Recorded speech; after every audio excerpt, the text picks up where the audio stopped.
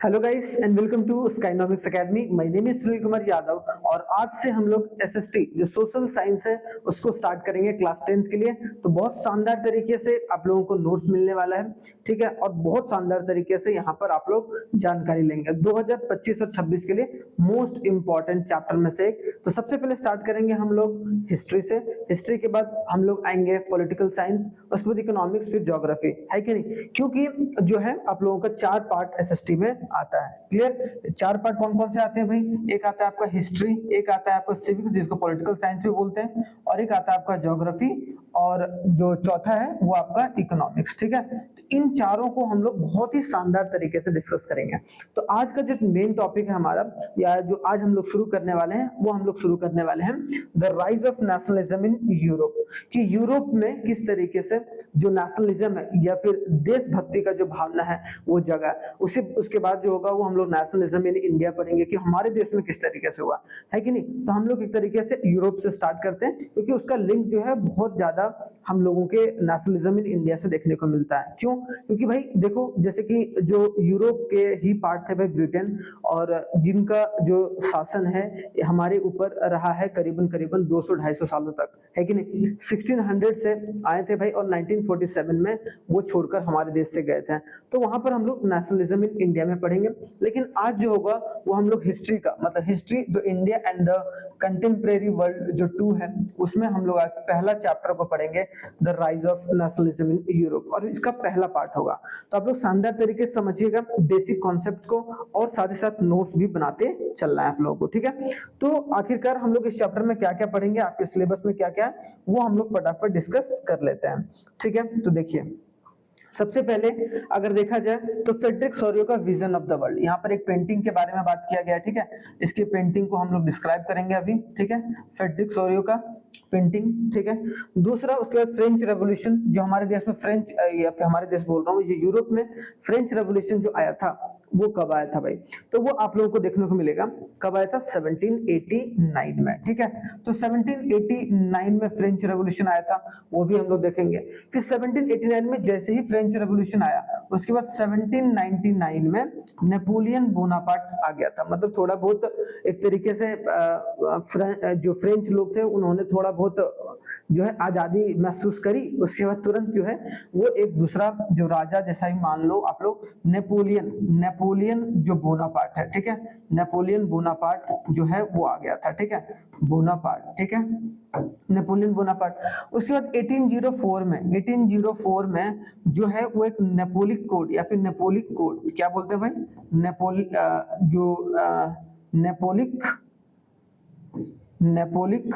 नेपोलिक code, ठीक है, Napoleon code बोलते हैं उसको, ठीक है, या नेपोलियन कोड बोलते हैं, वो चीज एक तरीके से इंट्रोड्यूस हुआ।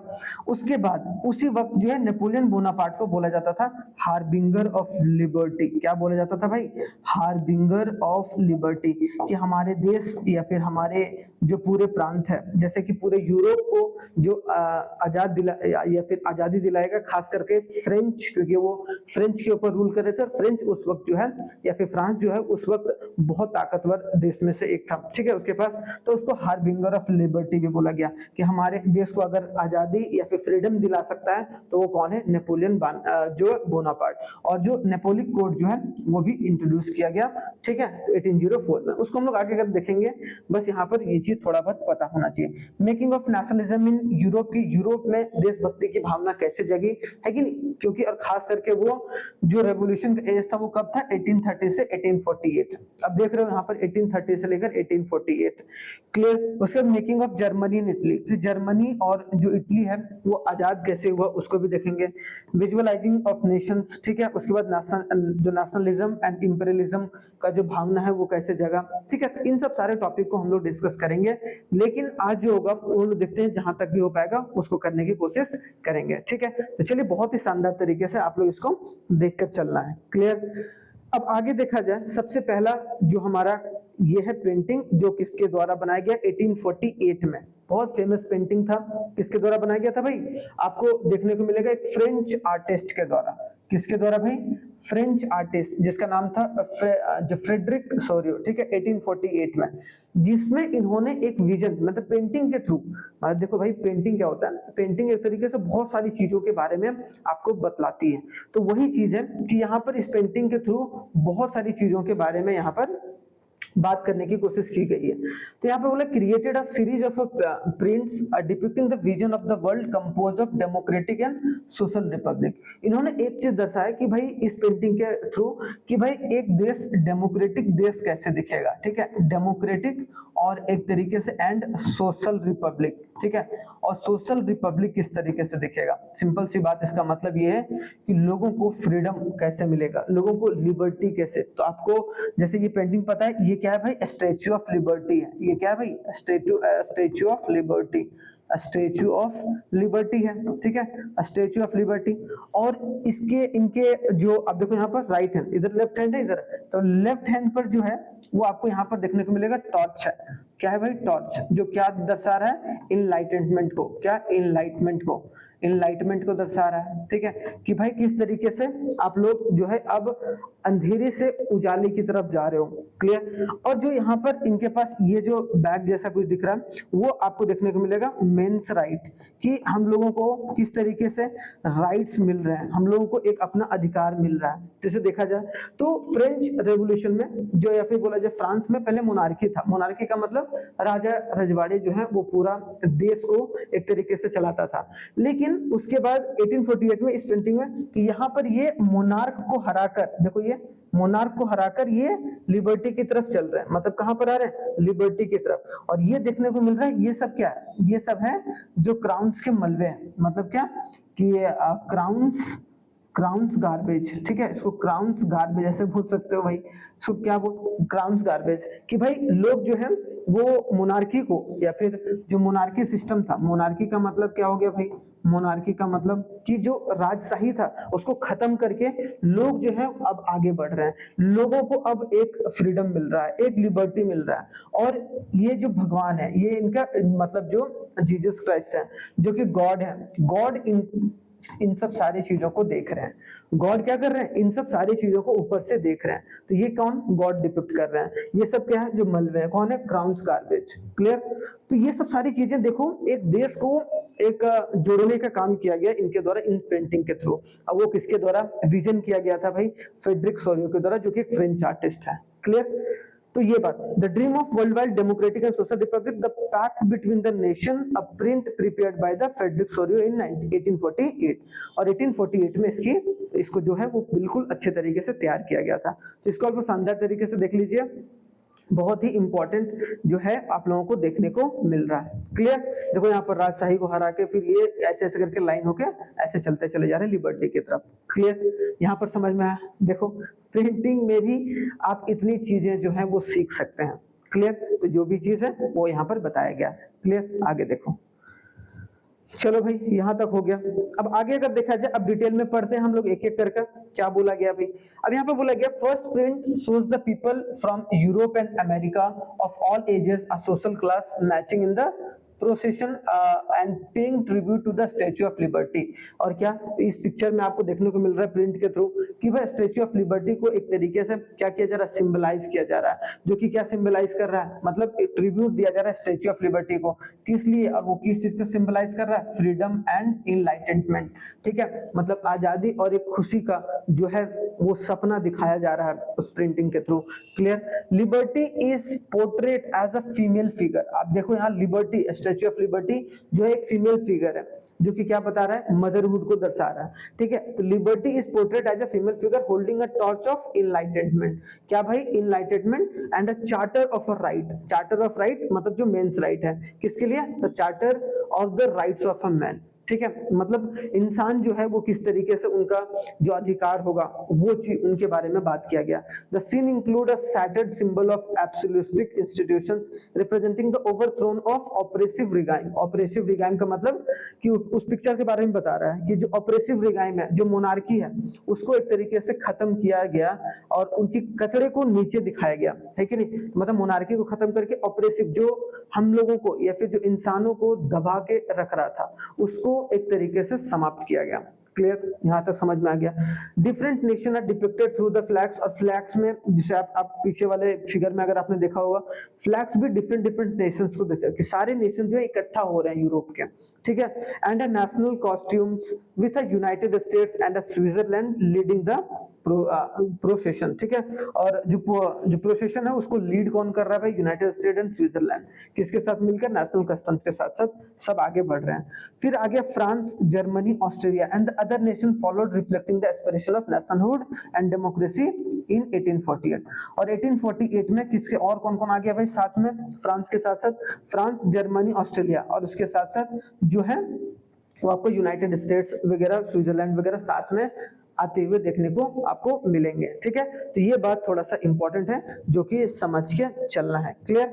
यहाँ देखो थोड़ा सा अलग अलग फ्लैग है वो देखने को मिल रहा है, देख रहे हो यहाँ पर अलग अलग फ्लैग है, अलग अलग जो फ्लैग है वो डिपिक्ट हो रहा है, ठीक है। तो ये भी चीज थोड़ा सा आप लोगों को याद रखना है जो कि इंपॉर्टेंट है, क्लियर। अब आते हैं थोड़ा सा हम लोग नेक्स्ट में क्या बोला गया है, ये देखो कि जो Christ, saint and angel observing from above, है कि नहीं। हम लोगों ने देखा पिक्चर में कि जो क्राइस्ट है, मतलब जो इनके गॉड है, वो एक तरीके से ऊपर से देख रहे हैं, जो कि क्या सिंबलाइज कर रहे हैं कि अबव फ्रेटर्निटी। फ्रेटर्निटी का मतलब होता है अमंग द नेशन, मतलब भाईचारा, इसको हम लोग बोलेंगे भाईचारा, कि भाईचारा दर्शा रहा है कि सारे कंट्री आपस में मिल रहे हैं, तो यह कंट्री के बीच में भाईचारा को डिनोट कर रहा है। जो ऊपर है क्राइस्ट, सेंट या एंजल बोल लें, जो भी सारे ऊपर थे पेंटिंग में, ठीक है। Nationalism emerged in the 19th century, वैसे एक्चुअल में जो है नेशनलिज्म वो उभरना शुरू हुआ 19th सेंचुरी में, ठीक है, leading to the rise of nation states and decline of multinational empire in the Europe. और यूरोप में क्या हुआ, बहुत सारे जो राजा थे उनकी एक तरीके से डिक्लाइन, वो धीरे धीरे कर खत्म होते चले गए, और वहां देशभक्ति की भावना जो है वो जगनी शुरू हुई थी, ठीक है। Nation states involves the centralised power over the defined territory with the citizen sharing a common identity and the history. और एक तरीके से नेशन स्टेट जो है इवॉल्व होने लगा एक सेंट्रलाइज्ड पावर, कि भाई जो एक आइडेंटिटी के हैं, जो कॉमन सिटीजन्स हैं, वो एक देश में रहेंगे भाई। उसी तरीके से अलग, जैसे फ्रेंच बोलने वाले एक देश में, ठीक है, उसी तरीके से इंग्लिश बोलने वाले ब्रिटेन में, उसी तरीके से आपको अलग अलग जगह पर देखने को मिलेंगे। This common identity is forged through the struggles and shared experience with the shape of the concept of nation state and nationalism in Europe। तो ये सब सारे जो कॉमन आइडेंटिटी का इस्तेमाल करके जो बहुत अच्छे तरीके से यूरोप को शेप करते चले गए, और एक अच्छा यूरोप बनाने की कोशिश जो है वो की जाने लगी, ठीक है। तो इस पेंटिंग से आपको बहुत सारी चीजें देखने को मिलता है, भाईचारे देखने को मिलते हैं, नेशनलिज्म, एक नेशनल स्टेट जो होता है वो बनते हुए देखने को मिलता है, ठीक है। तो यहाँ पर आप देख सकते हैं किस तरीके से द स्टॉर्मिंग ऑफ बैस्टिल एक जगह है, वहां इस तरीके से लोग इकट्ठा हो रहे थे, और जो देखो अंपायर्स को जो है वो मारा भी जा रहा था यहाँ पर, ठीक है। अंपायर्स मतलब कि जो राजा वगैरह हैं उनको खत्म करके राजशाही खत्म हो रही थी, क्लियर। अब आते हैं नेक्स्ट टॉपिक जो हमारा क्या है भाई, the French revolution and the idea of the nation. देखो फ्रेंच रेवोल्यूशन जो स्टार्ट हुआ था वो 1789 में स्टार्ट हुआ था, याद रखना, ठीक है। 1789 में फ्रेंच रेवोल्यूशन, जैसे यहाँ देखने को मिलेगा द कॉन्सेप्ट ऑफ नेशनलिज्म, क्या बोला गया भाई, the concept of nationalism. Nationalism का जो कॉन्सेप्ट है वो प्रोमिनेंटली कब स्टार्ट हुआ था भाई, फ्रेंच रेवोल्यूशन के तौर पर 1789 में, ठीक है, जो कि फ्रेंच रेवोल्यूशन के साथ ही देखने को मिलेगा। फिर अगर France was complete territorial state ruled by an absolute monarch before the revolution, अगर इस रेवोल्यूशन से पहले देखा जाए तो जो है एब्सोल्यूट मोनार्क, मतलब वहां पर पूरी राजशाही थी भाई इस रेवोल्यूशन से पहले, जब लोगों ने एक तरीके से अपना जो जज्बा या जुनून के साथ आगे बढ़ने का फैसला किया कि हमें अब डेमोक्रेटिक कंट्री चाहिए। The French revolution brought a significant political and constitutional changes, दोनों चेंजेस लाया, कौन कौन से भाई, पॉलिटिकल चेंजेस भी और कॉन्स्टिट्यूशनल संविधान भी बनाने की बात जो है वो की गई। Changing and transferring of sovereignty from monarch to a French citizen, और वहां के मोनार्की के जो पावर थे उनको ये बोला गया कि आप भाई कॉमन सिटीजन को पावर दीजिए। मतलब सिंपल सी बात है कि यहाँ पर बोला गया ये कि डेमोक्रेसी लाइए, क्या लाइए भाई, डेमोक्रेसी, जहां पर लोग जो है वो आपस में डिसीजन लेकर अपने लोगों को चुनकर जो है पार्लियामेंट भेजें।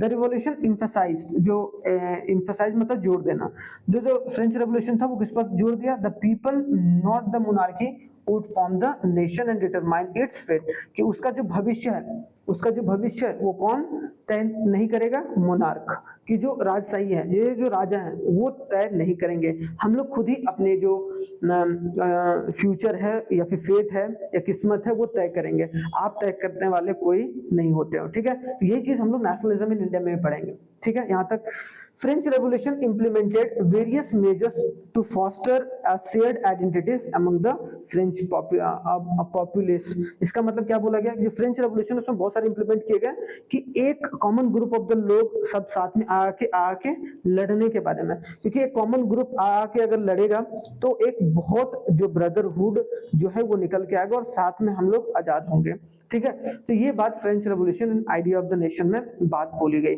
जो कि आपको समझ के चलना है, इंपॉर्टेंट है, स्क्रीनशॉट ले सकते हैं। क्लियर? अब आगे देखते हैं भाई क्या हुआ। अब आगे अगर देखा जाए नेक्स्ट में देखा जाए, देखो यहाँ पर जैसे ये है, ये आपको क्या बतलाता है भाई? ये आपको ये बतलाएगा कि पूरा किस तरीके से जो इमरजेंस ऑफ नेशनलिज्म हुआ ड्यूरिंग द फ्रेंच रेवोल्यूशन। अब फ्रेंच रेवोल्यूशन जो है वो 1789 में आया है कि नहीं? 1789 में आया। अब उसके पहले क्या था भाई? एब्सोल्यूट मोनार्क था फ्रांस में कैसा था? एब्सोल्यूट मोनार्क, और जहाँ सेंट्रल रोल प्ले कौन कर रहा था? फ्रांस, इसीलिए फ्रेंच रेवोल्यूशन के नाम से ये जाना गया, ठीक है। तो यहाँ पर क्या था? एब्सोल्यूट मोनार्क लोग बैठते थे भाई, यहाँ पर राजा वगैरह बैठते थे, पूरे शासन तंत्र को चलाते थे। फिर फ्रेंच रेवोल्यूशन स्टार्ट हुआ 1789 में। जैसे फ्रेंच रेवोल्यूशन स्टार्ट हुआ तो सवर्जिनिटी जो है या फिर जो फ्रीडम है वो देने के बारे में बात किया गया कि भाई आप दीजिए किसको? कॉमन पीपल्स को, मोनार्क के। And a promotion of a shared identity, कि हम लोगों की अपनी आइडेंटिटी है, शेयर्ड आइडेंटिटी, और साथ में मिलकर हम लोग रहेंगे। और उसके साथ साथ जो है इंट्रोडक्शन ऑफ नेशनल सिंबल्स वगैरह, ठीक है। नेशनल सिंबल्स वगैरह भी बनाया गया, फ्लैग वगैरह भी देखेंगे हम लोग आगे, फ्लैग्स वगैरह भी अपने बनाए गए, ठीक है। एंथम वगैरह भी क्रिएट किए गए। फिर नेशनल असेंबली की फॉर्मेशन की गई, जो कि एक तरीके से पूरी डेमोक्रेसी को फॉलो करके चलेगी। किसको? पूरी डेमोक्रेसी को। उसके बाद स्टैब्लिश सेंट्रलाइज एडमिनिस्ट्रेशन, एक ऐसा शासन तंत्र जो कि एडमिनिस्टर किया जाएगा सेंट्रल रूप में, जैसे हमारे देश में है ना सेंट्रल गवर्नमेंट, स्टेट गवर्नमेंट, फिर लोकल गवर्नमेंट, सेम उसी तरीके से। उसके बाद नजर लग जाती है थोड़ी सी, किसको भाई? किसको नजर लगती है? पूरे यूरोप को। और जो है नेपोलियन रिफॉर्म, मतलब 1799 में जो है वो नेपोलियन की एंट्री होती है। किसकी होती है? नेपोलियन की एंट्री। और यहाँ पर नेपोलिक कोड जो है वो एक तरीके से देखने में मिलेगा 1804 में कोड आता है। इसको आगे डिटेल में पढ़ेंगे बस यहाँ पर।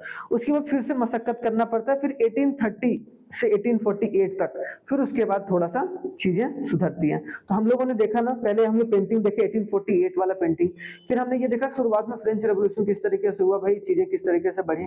उसके बाद जो है डेमोक्रेसी हुआ सब चीज। उसके बाद 1799 आते आते मतलब देखो 1789 मतलब 10 सालों में नेपोलियन जो है वो आ गया था और बोल रहा था भाई हम बहुत अच्छे तरीके से आपके देश को चलाएंगे, इसमें कोई दिक्कत नहीं है। तो उसको एक तरीके से सब मानने लगे भाई यही फ्रीडम दिला सकता है, यही लिबर्टी दिला सकता है।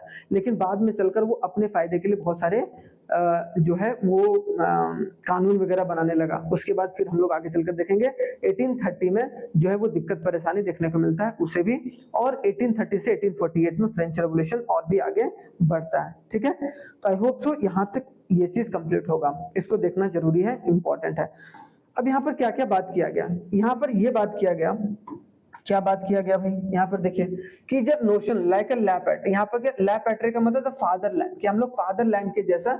और लेस सिटोयन का मतलब the citizen promote the United community with equal rights under the constitution, कि जो हमारा फादर, जैसे हम लोग मदरलैंड बोलते हैं, सिर्फ वहां पर एक फीमेल फिगर का डिनोशन किया गया था भाई, लेकिन मदरलैंड के रूप में वहां नहीं बोला गया। यहाँ पर क्या फ्रांस में क्या बोला गया कि आप एक तरीके से फादरलैंड के रूप में, ठीक है, फादरलैंड के रूप में यहाँ पर हमारा जमीन है, एक हमारा फादरलैंड है, और हम लोग जो सिटीजन है इसके रहने वाले वो हम लोग दोनों साथ में मिलकर, और हम लोग का जो राइट्स रहेगा वो सबका इक्वल राइट्स रहेगा, चाहे कोई छोटा इंसान हो चाहे वो कोई बड़ा इंसान हो। आगे चलकर देखेंगे हम लोग कि किस तरीके से इलाइट लोग जो होते हैं वो दबाव बनाते हैं, अब मिडिल क्लास कैसे उभरता है उसको भी देख कर चलेंगे, बहुत इंपॉर्टेंट है।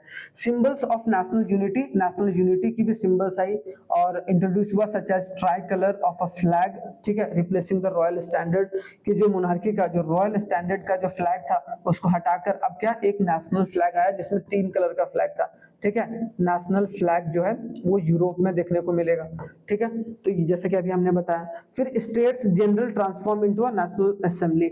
और जो स्टेट जनरल था पहले, जो जहाँ राजा रजवाड़ी बैठते थे, जहाँ पर पूरी चीजों को कंट्रोल करके चलते थे, उसको हम लोग स्टेट जनरल बोलते थे। वो अब ट्रांसफर होके क्या हो गया भाई, नेशनल असेंबली हो गया, ठीक है। जो कि एक तरीके से किस चीज को दर्शा रहा है भाई, जो हमारे जो यहाँ पर डेमोक्रेसी को दर्शा रहा है। क्या दर्शा रहा है, डेमोक्रेसी को। ये भी याद रखिएगा।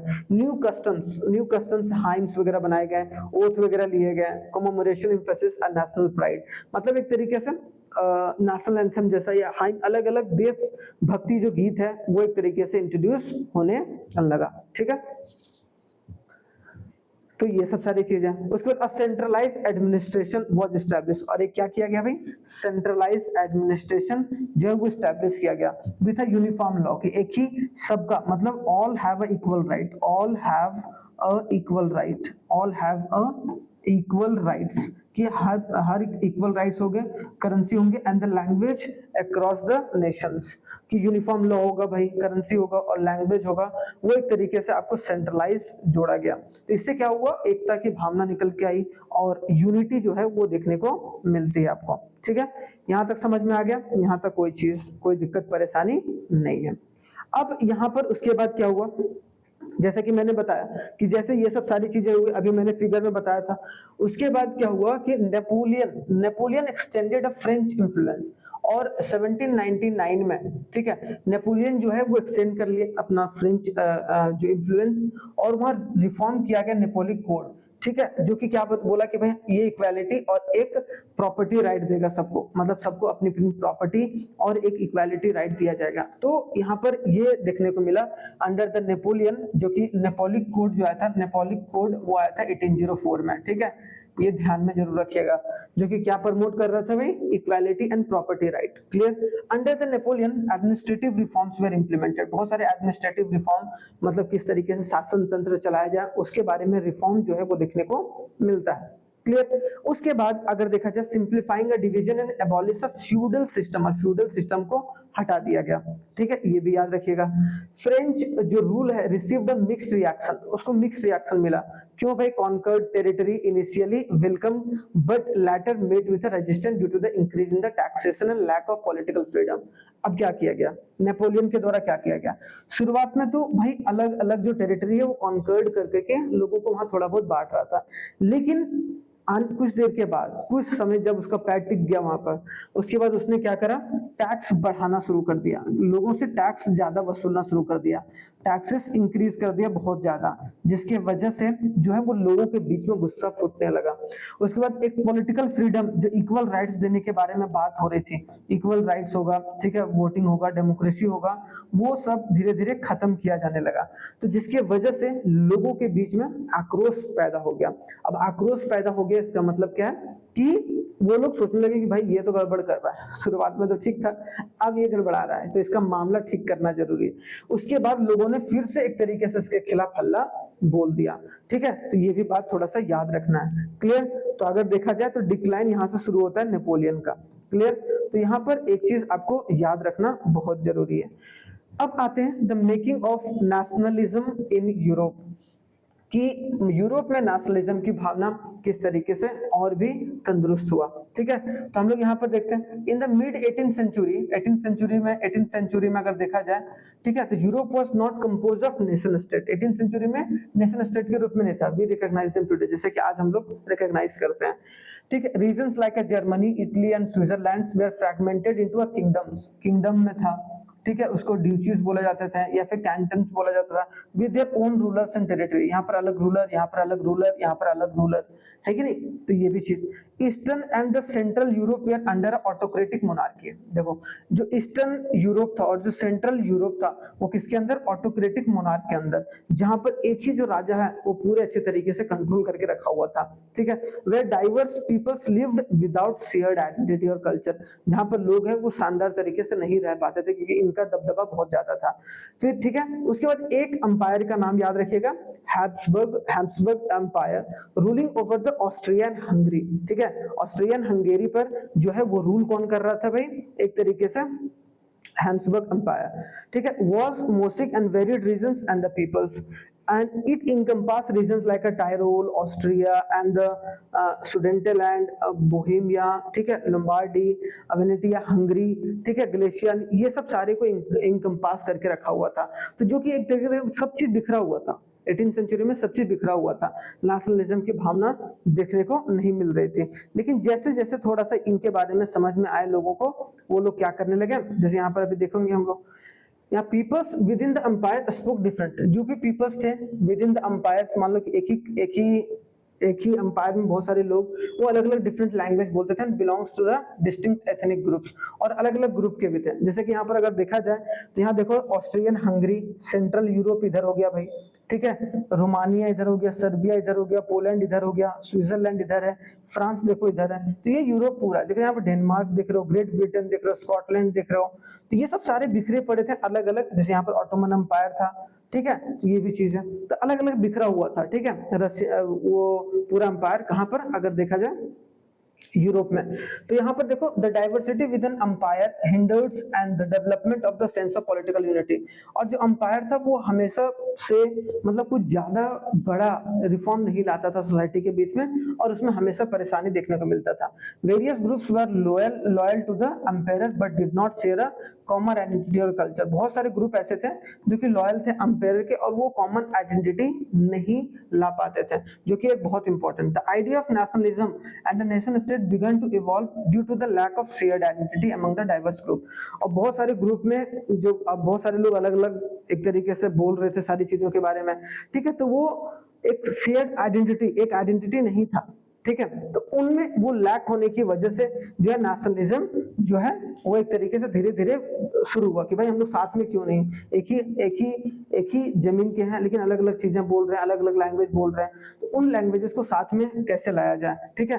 Peoples began to identify with the concept of nations and show the political unity through a commonalities, और कॉमनैलिटीज के थ्रू अलग अलग जो ग्रुप के लोग थे उन्होंने बोला कि हमारा नेशन होना चाहिए, हमारा एक तरीके से जमीन होना चाहिए, और उन्होंने एक बोला कि हमें एक पॉलिटिकल यूनिटी चाहिए। हमें क्या चाहिए भाई, पॉलिटिकल यूनिटी चाहिए। पॉलिटिकल यूनिटी का मतलब कि हमें एक तरीके से अपना जो है वो शासन तंत्र चाहिए, ठीक है। This movement laid the foundation of the eventual formation of national state, और ये सब सारे चेंजेस जो कि राजा वगैरह जो बहुत दबा के रखते थे लोगों को, उसके बाद जैसे इन लोगों को समझ में आया कि भाई हम लोग सब एक ही देश के लोग हैं, या फिर एक ही कस्बे के लोग हैं, या एक ग्रुप के लोग हैं, तो हम लोग साथ में मिलकर क्यों नहीं अपने फ्रीडम के बारे में सोचते हैं। तो इसके बाद जो है वो एक नेशनलिज्म की भावना और एक नेशन स्टेट की स्थापना देखने को मिलती है, ठीक है। तो यहाँ तक समझ में आ गया, आई होप सो।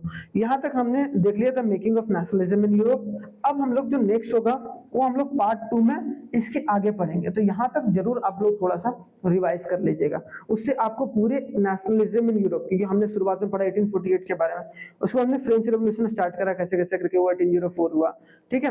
अब उसी तरीके से हम लोग आगे बढ़ेंगे, ठीक है।